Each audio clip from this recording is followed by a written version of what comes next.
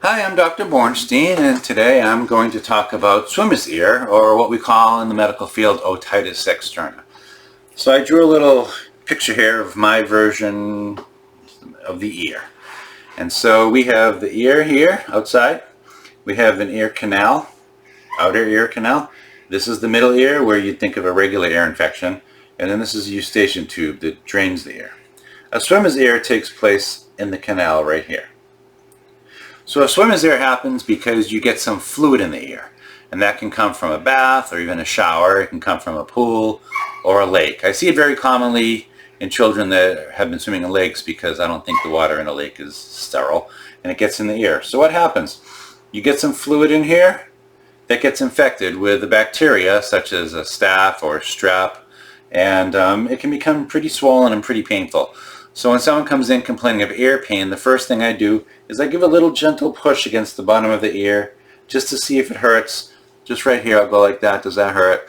And if the child flinches or says yes, then I'm pretty sure at that point already that it's a swimmer's ear, and I'll be very gentle when I look inside.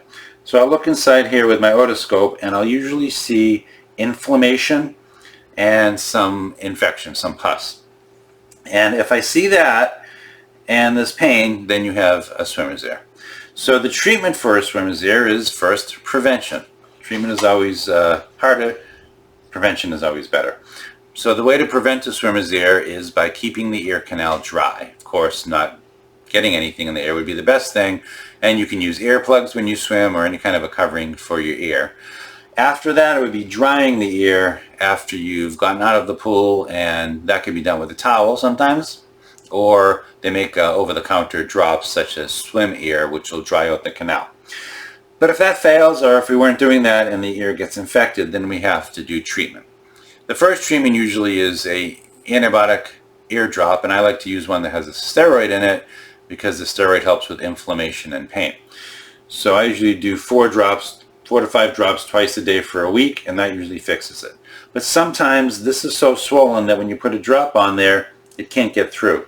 And if it can't get through, I have to put inside the ear something called a wick, which looks like just a piece of cotton like that. I take this, I put it in the ear, I push it through the infection so it sits like that. And then when I put a drop, and it kind of comes out the ear a little on it, when I put a drop on it, it fills up with the drop, gets all saturated, and that allows the antibiotic to get all the way through to the end, and it's touching the canal. And then when the ear swelling goes away, that wick falls out, or sometimes we need to pull it out.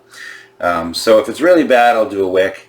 And if it's even worse than that, I will do an oral antibiotic. Sometimes it's so bad that even with the wick, even with that kind of treatment, it's still hurting, and you can't really see the middle ear to know if the infection has passed that far. So sometimes you have to do an oral antibiotic as well as the ear drops and a wick. So number 1 is prevention. Number 2 is drops. Number 3 is a wick.